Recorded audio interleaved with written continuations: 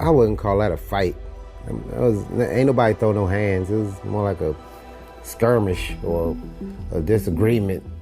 But we don't have no beef. Did you know that Sisqo, the famous singer, has had some really tough times in his life? What are the things he wouldn't want people to know about his personal struggles? Has fame affected his happiness? How did he cope with difficult moments behind the scenes?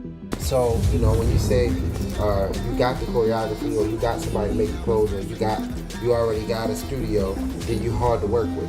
In this video, we'll dive into the tragic details of Sisqo's life that you may not have heard before. Stay with us to find out more.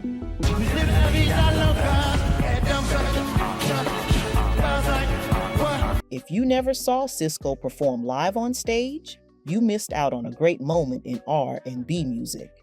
Sisqo was known for his amazing dance moves and quick feet. When he performed, he made people want to jump up and dance, especially during his hit song, Got to Get It.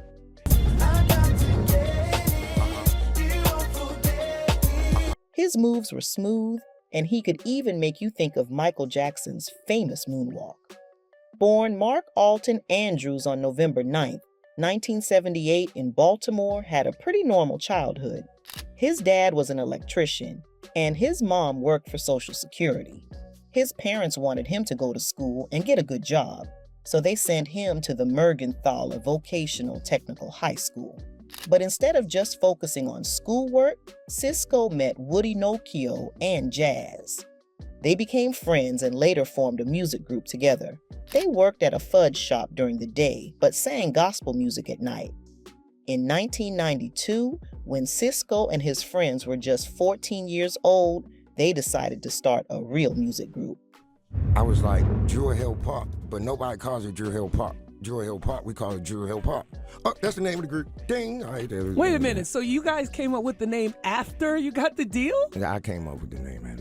They called it Drew Hill after a park in Baltimore where Sisqo used to hang out. The name was a way for them to stay connected to their roots and the neighborhood that shaped them. Drew Hill became well known, and Sisqo's signature look, his blonde hairstyle, became famous. Sisqo said he dyed his hair blonde after his heart was broken by a girl he was dating. He wanted to look different and be someone new.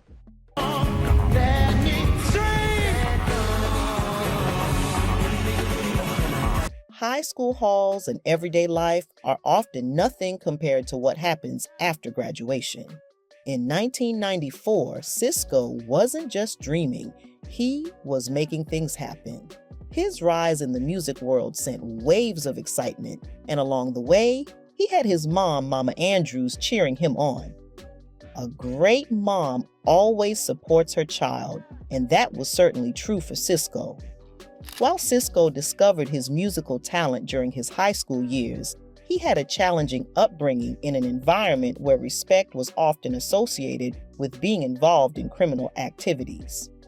In an interview with TV Guide, Sisqo shared that during summers spent with his grandmother, he became exposed to street life and found himself getting involved in trouble, which eventually led to him being incarcerated 3 times. However, it was during one particular moment, sitting in a jail cell at the age of 16, that Sisqo had a profound realization about the path he was on. I'm not a thug. I'm just trying to be a thug. After his experiences with incarceration, Sisqo made a conscious decision to transform both his image and his life. In an effort to present a less threatening image, Sisqo decided to bleach his hair blonde. This physical transformation was a deliberate choice to alter his appearance and create a more approachable and inviting persona. Sisqo has been open about his past experiences with experimenting with substances during his youth. However, he made a conscious decision to follow a straight and clean path, distancing himself from those influences.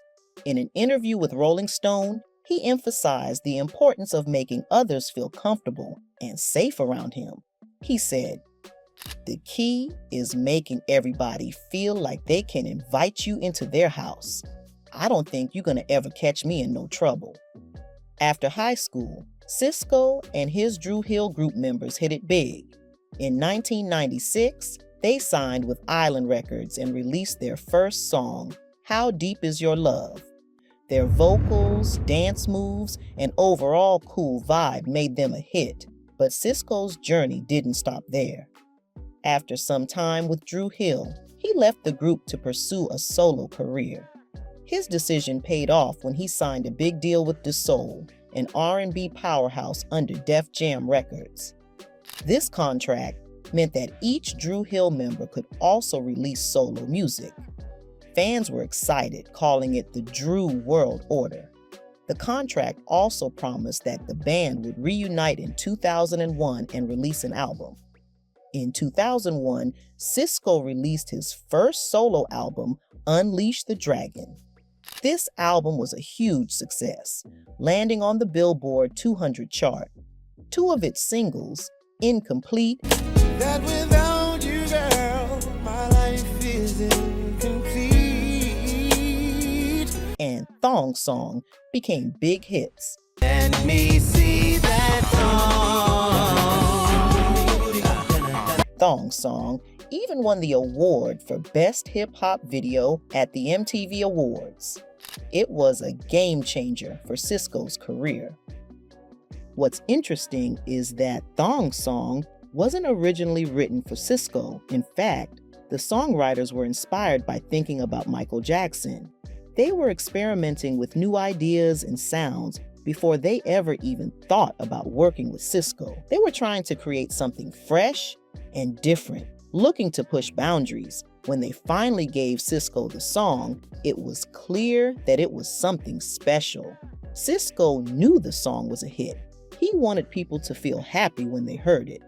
The song might have seemed simple, but there were a lot of complex things going on in the music, with a sound that was both unique and catchy. that thong, thong, thong, thong.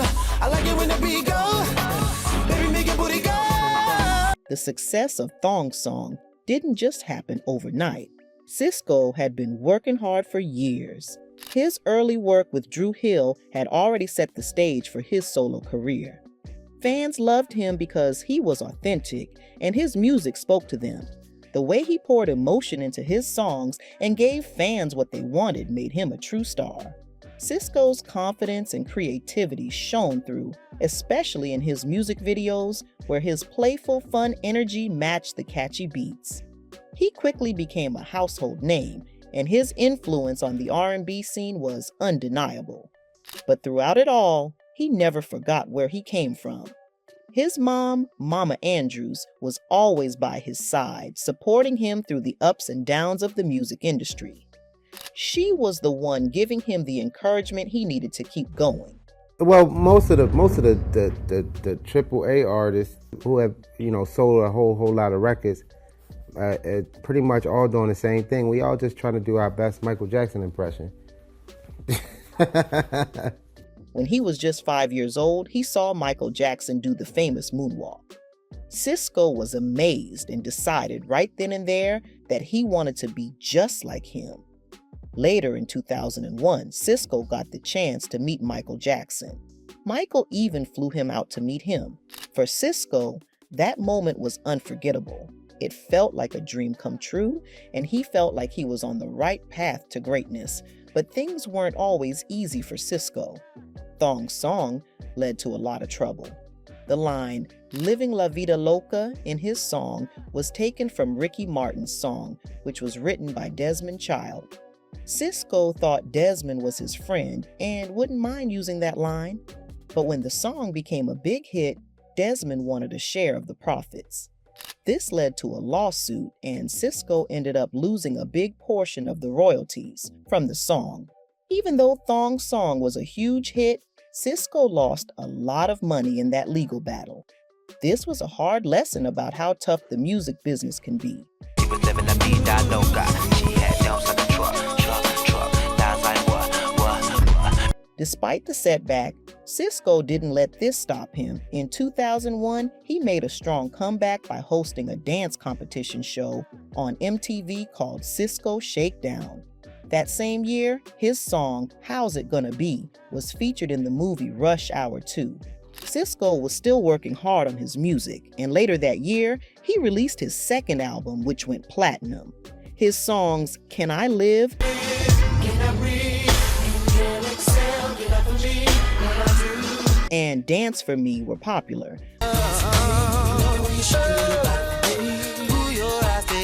But the album didn't do as well as people had hoped. Fans had big expectations for Sisqo, but the album didn't meet those expectations. In an effort to save his career, Sisqo reunited with his old group Dru Hill and released their third album in late 2002. However, this album also didn't do well, and it marked the end of their recording contract with Island Records. Sisqo had faced some tough times, and it seemed like his career was slowing down. People started to forget about him, and it felt like he had disappeared. Despite all the struggles, Sisqo didn't give up. He had a big moment when he appeared on Celebrity Big Brother. There was a challenge to see who would be hunk of the house, and Sisqo took a risk by wearing a mankini, a type of swimsuit. The ladies in the house thought he looked great, and he won the title. This gave him a boost and helped bring him back into the public eye. Hunk of the house, highest rated show in Big Brother, Celebrity Big Brother history. So, the music industry can be a tough place, and people love to talk about things they don't understand. When someone becomes successful and does something different, rumors start. If a man dyes his hair blonde or wears leather, some people assume he's gay. But look around, everyone is doing it now. So, are they all gay too? The truth is, being a trendsetter means taking risks. It means doing things before everyone else. That doesn't mean you have to explain yourself. Some people are just brave enough to be different. People always question someone who stands out. Instead of celebrating uniqueness, they try to tear them down. But why? Maybe because they don't have the confidence to do the same. Instead of pushing boundaries, they follow what's safe. If you want to know how hard the music industry can be, just ask Sisqo. But success doesn't come without problems. At some point, Sisqo and his record label started having issues. People said he was hard to work with. When you reach a high level of fame, you have to play the game in the industry. But Sisqo didn't always agree with what the label wanted. They wanted control, but he wanted to do things his way. Even R. Kelly had something to say about Sisqo. Sisqo was new in the music industry, but that didn't stop people from attacking him. R. Kelly even made fun of Sisqo in a song called Hold Up. In the song, he laughed about how Sisqo's album failed. But why was R. Kelly so bothered by Sisqo? Maybe because Sisqo was a real threat. He had the voice, the stage presence, and the fans. He was doing something fresh, something that stood out, and in the music business, not everyone likes competition. Sisqo wanted to bring his hometown friends from Baltimore into the music business, but record labels didn't like that. They wanted their own people in control. He wanted his family and friends to have opportunities too. He hired people he knew to work in the studio, but the label didn't like that. Instead of following their rules, he tried to help the people he grew up with. He wanted to be like Robin Hood, taking his success and sharing it with others. But the music industry doesn't always work that way. The industry is built on control. So you got the label that got their people in there that they want to put on and the stuff that they want to do. Then you got the stuff that you want to do, and then you want your people to eat too. Labels want to shape artists in a certain way. If an artist steps outside that box, they face problems. They get labeled as difficult or hard to work with. It's not about talent, it's about power. And when an artist like Sisqo fights back, the industry fights back too. So, when you say you got the choreography or you got somebody to make the clothes or you already got a studio, then you're hard to work with. When the record label wouldn't listen, Sisqo made his own. That's how Dragon Music Group was born. He wanted to prove that Baltimore had great talent too. Instead of waiting for approval, he took charge of his own career. That's a move many artists are afraid to make. It's risky, but it's also powerful. Sometimes, when you stand up for yourself, you lose big opportunities. But Sisqo stayed true to himself. He didn't let the music industry change who he was. And that's why people still respect him today. He may not always have played by the industry's rules, but he played by his own. And in the end, that's what real success looks like. And that's not the way you play the game. So they'll show you. Big record labels control the music industry, and when they want you gone, it can happen fast. Just like they pushed Carrie Hilson out, they did the same to Sisqo. But record label issues weren't his only problem. He also had personal troubles. Sisqo's career was also affected by a serious accusation. A woman named Jamila Farid claimed that she had a relationship with him in Zurich when she was just 14 years old. According to an interview with the Daily Mail, she claimed that she had met Sisqo when she was 14 years old, which would have made Sisqo around 20 at the time. She alleged that after meeting at a nightclub, Sisqo invited her back to his hotel, and they had an intimate encounter. But as I walked in with my friends, he stared right at me. I could see he was interested in me. He said I was very beautiful and asked to dance with me. He never asked my age, and I never told him I was 14. Later, he sat and waited by the cloakroom and grabbed my hand when I walked by. He asked if I'd like to go back to his hotel with him. I said yes straight away. We went back to his room and we made love once. However, after missing her next 2 menstrual periods, she took a pregnancy test and discovered she was pregnant. Jamila claimed that Sisqo was the father of her child, a baby boy named Ian. She reached out to Sisqo on MySpace to inform him of his alleged son. Sisqo, who already had a daughter, reportedly denied the child's paternity, claiming that the baby did not resemble him. Jamila filed a paternity complaint, but Sisqo allegedly refused to take a DNA test. The legal battle ensued, and Sisqo was reportedly obligated to pay child support of £1,500 per month, along with a substantial past due child support bill exceeding £100,000.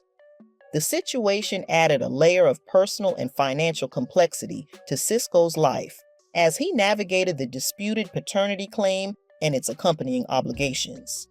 If that wasn't enough, Sisqo also had beef with the R&B group Jagged Edge. He called it a small fight, but from the videos, it looked like more than just a little skirmish. Some say it was a serious beatdown.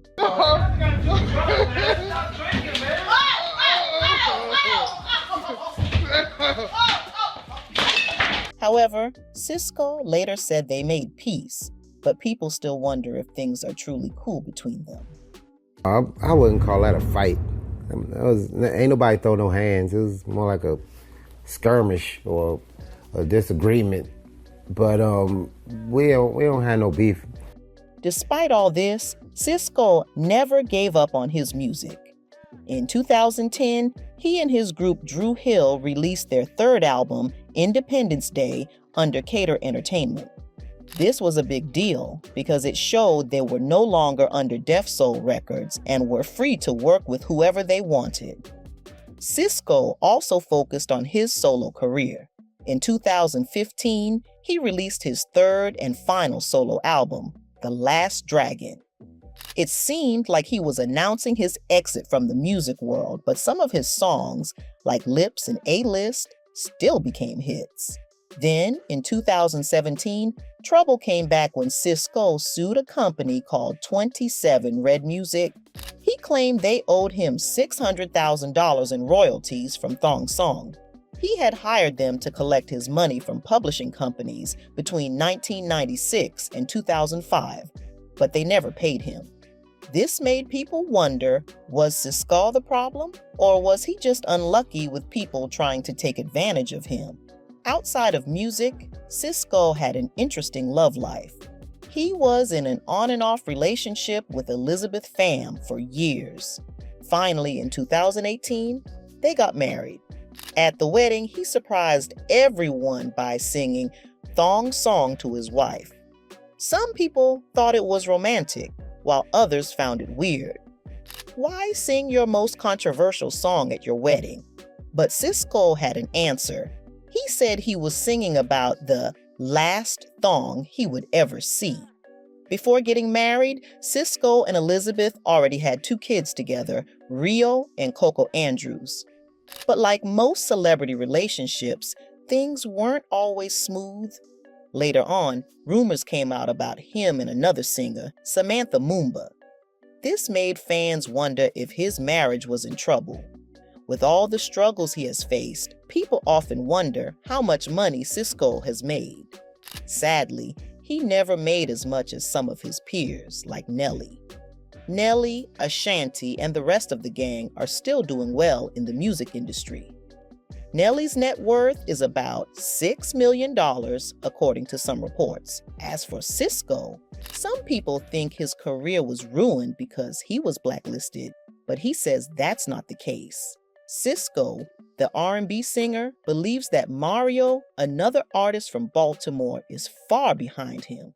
Mario had said he deserves to be honored like Michael Jackson, Whitney Houston, and Beyonce. Sisqo still works with his old R&B group, Dru Hill. Even though some of the original band members left or stopped making music, Dru Hill is still performing and selling out concerts. They even have a tour going on, so if you want to see them live, you should get tickets now.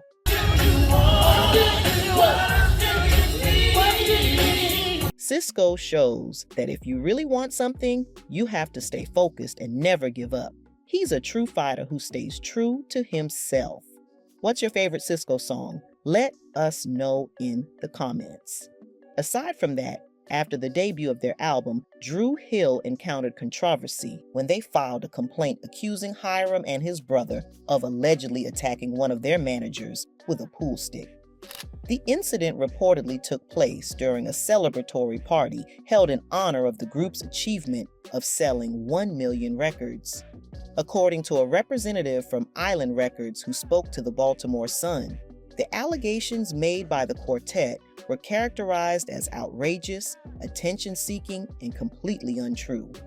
The record company responded to the situation by making efforts to resolve the matter. They reportedly offered the group a significant advance of $5 million and a royalty upgrade of 20% on the sales of each album. This gesture was likely an attempt to reconcile with the group and address the dispute, aiming to preserve the working relationship between the band and the record label. Things had been rough for the group, but as Sisqo revealed that the foursome had never lost faith. We always believed that God would never put us in a situation that we can't handle. Actually, there was a lot of tension, a lot of friction going on while we were together with Island. It seems like God has graced us since we've been working through our situation, and actually, a lot of things have been coming a lot easier. In November 1997, both sides came to an amicable agreement. According to MTV.com, Andrew decided to stay with Island Records, and the terms of their compensation were kept under wraps. In 1999, as Dru Hill was preparing for a tour, Woody made the surprising announcement that he was leaving the group to pursue a career in gospel music. Despite this setback, Sisqo and the remaining 2 group members decided to continue as a trio and embarked on the tour. Little did they know that trouble awaited them just around the corner. After a relatively private baby controversy, Sisqo decided to go big. Sisqo is charged with firing shots and resisting arrest.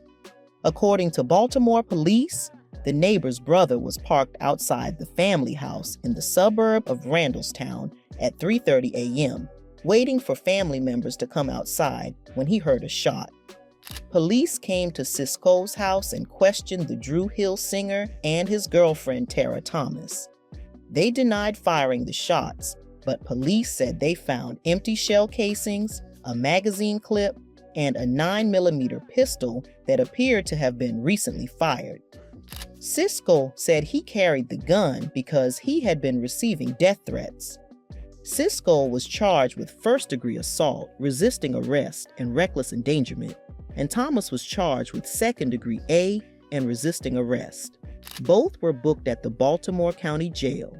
Sisqo was released the next day after posting bail of $175,000. And that is all for today. Bye.